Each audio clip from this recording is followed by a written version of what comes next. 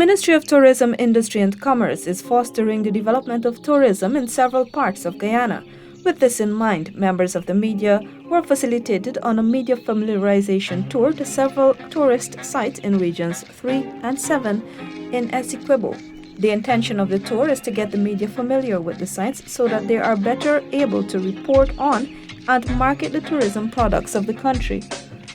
Our first stop in this media familiarization tour in Region 3 is a stop here at the Dutch Heritage Museum on Fort Island, where we're given a tour by Mr. Jamal Thomas.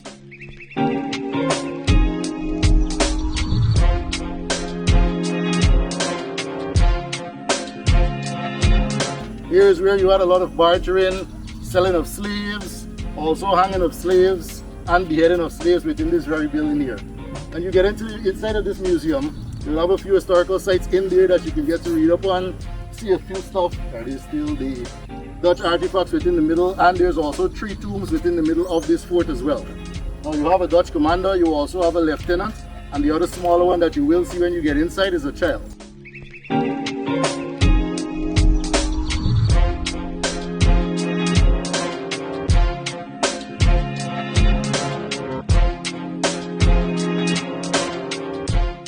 Another historical site that the team visited was Forzilandia, which was constructed in 1744 to protect the Dutch West Indian Company from European rivals such as the French and English. It took roughly about 9 to 10 years of man labor to build and construct Forzilandia. As you see behind me here, you have the remains of it. This fort was fully equipped with about 18 to 19 cannons. You had a roof also with launchers to the top. You have the armory, which is all the way over to my right. As the cameras and so on swish around, you'll actually get to see that. And you had a hut here, which used to be in here, but it's no longer here. That would have broke down many years ago.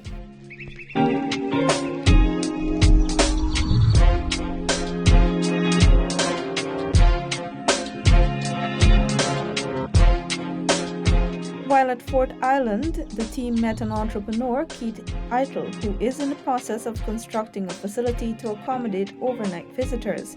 Mr. Eitel, an overseas-based Guyanese, has invested $26 million so far in the Fort Island resort. Fort Island has lots of history, and my brother who sadly died, he had this vision to do something for Fort Island. After he died, I thought, well, I need to do something to honor him. And part of it is to do farming and also to build a resort, because, you know, I think of all the islands in the Caribbean, in Guyana and in the Caribbean, this place has got the most history. You know, it's an island that's been occupied by everybody, you know. So we started to do this resort and hoping to attract people to come here. I don't know if it'll work. I'm hoping it'll work. The Fort Island Resort, now under construction, is expected to be open soon and will cater for overnight visitors to the island. As the journey continued, our next stop was at the Huracana River Resort, where we were greeted by Patricia Callender and a team of hospitality workers who told us about what the resort offers to its visitors. At this part of the journey, the visiting team also got some time to partake in some refreshments, engage in some games, or just relax.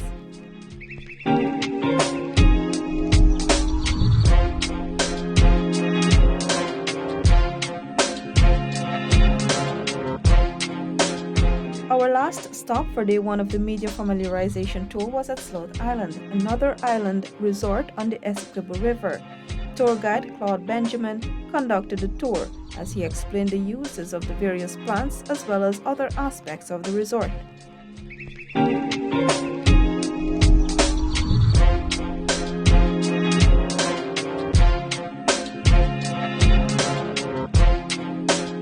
The team then visited the mainland of Bartica, where we were accommodated at Palm Spring Hotel for the night. While in Bartica, we met some Surinamese tourists who were embarking on a 5-day off-road journey to several parts of the country. Their tour is being conducted by Savannah Drive Tour Company through a collaboration with 4x4 Adventures Suriname. Every time we are mind blown, we see the new places, we see quite big towns like this in the middle of nowhere. and every time it's a new experience. We really enjoy. For now, after 3 years, we see a lot of development here. The country is growing up. People are very kind people here. And let me see, if this is the third time we come, then you can know that we feel very comfortable to be here. Day 2 was highlighted firstly with a visit to the Huracana Falls.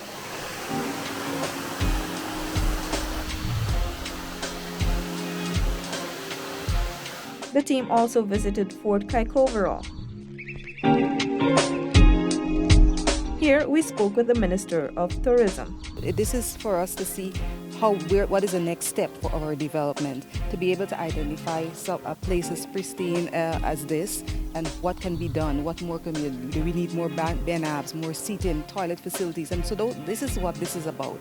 It's a scoping mechanism. It's a way to identify how to better our product. The ministry will now work on developing these sites and lending whatever support is necessary.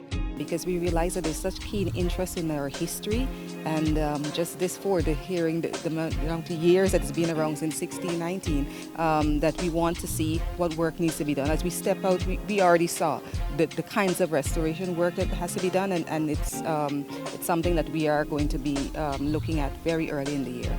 So what it is, we are identifying different experiences within the region. So that's what a circuit is called, because when visitors come, they want to do different things. They want to, and we want to offer them different things. They come to the Essequibo, they want some adventure, they want sport fishing, they want to rest, maybe they want a wellness retreat. And so we are looking, and in fact we have hired a consultant that will be working next year to identify at least 7 different products and experiences.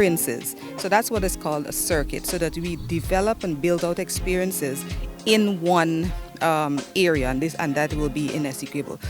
After visiting several tourist sites in Region 3 and 7, the media familiarization tour now comes to an end here at the Marshall Falls.